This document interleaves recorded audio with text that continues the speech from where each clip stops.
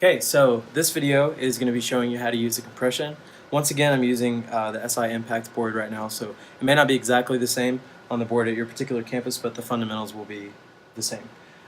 So first of all, I wanted to explain what compression was actually doing to the sound. So a compressor is essentially, it can also work as something called a limiter.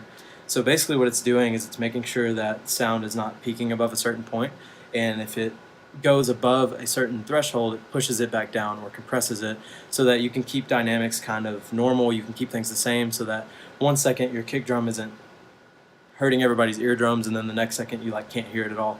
It's to keep things a little bit more consistent, especially with voices. And if you watch the Dante series that I'm doing, you'll hear me talk about using compression on an isolated channel of Pastor's voice so you can control his dynamics, but especially with your singers as well. So this is a super useful thing to know how to do, super useful to understand the way that it works and the different ways that you could use it. So we're going to dive in.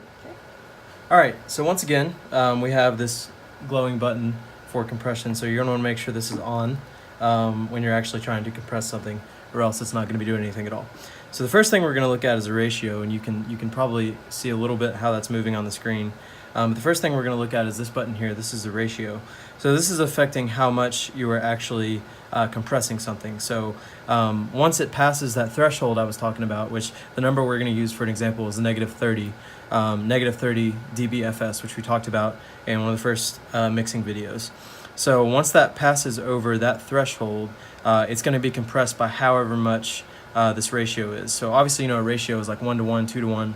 So right now, if our ratio is set at 4, that means for every 1 decibel over the threshold, it's being compressed by 4 decibels or crunched down. So 4 would be kind of a little bit drastic. Most of the time, things are going to stay around like 3, or between 3 to 5, I guess. But it differs between instruments and voices and that kind of thing. So the next thing we'll look at is the threshold, the actual threshold.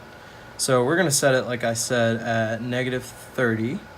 So this means that once things are hitting that level, they start getting pressed down. So this is something that I always kind of adjust by ear, especially with vocals. Like, people will get quieter and louder at different times. So this is something I always kind of I let the people play or let them sing, and I kind of just adjust this as I go to see where that actually needs to start at. Because you might realize that if you have it like all the way down here at like negative 46, that you're having like crazy peaks and jumps and stuff around. So you just kind of have to mess with it until you realize that it's pretty like uniform and everything's staying in like a tight spot. Okay, so next we're going to look at gain. And this is a little different than the gain that we talked about in the fundamentals video. So this is not really the same as boosting the signal that's coming in. This is actually going to be considered what's called makeup gain. So basically what happens is, like, as compression works, obviously it makes things a little quieter. So sometimes if you compress something, even if you're doing it like the exact right amount, it's going to make it a little quieter. So basically this is something for you to do just to bring it back up to the volume that it was already at when you started.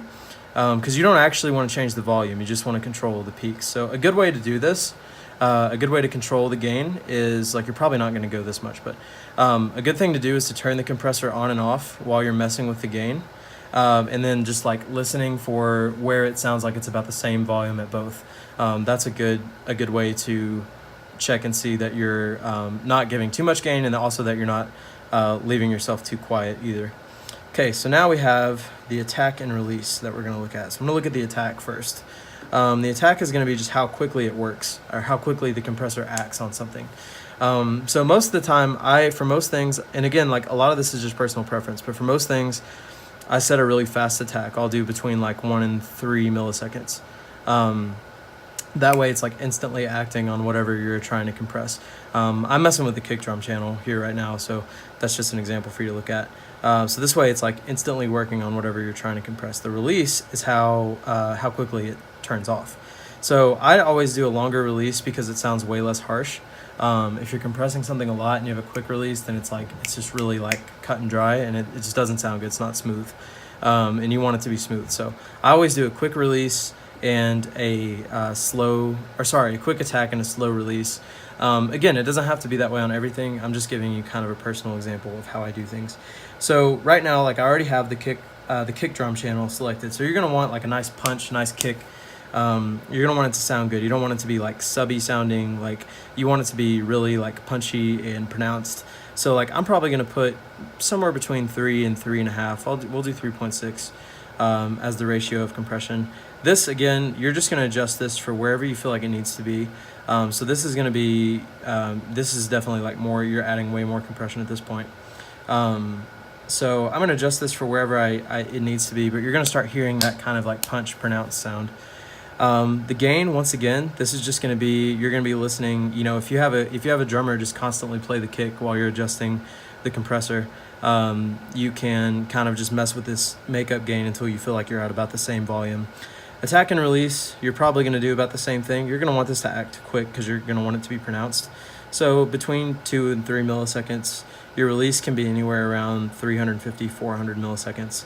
And that should have like a punchy, but also like a smooth release sound to the kick drum. So that's just an example of one channel that you would use that on. And you would use this probably on maybe on your bass and on your vocals for sure too.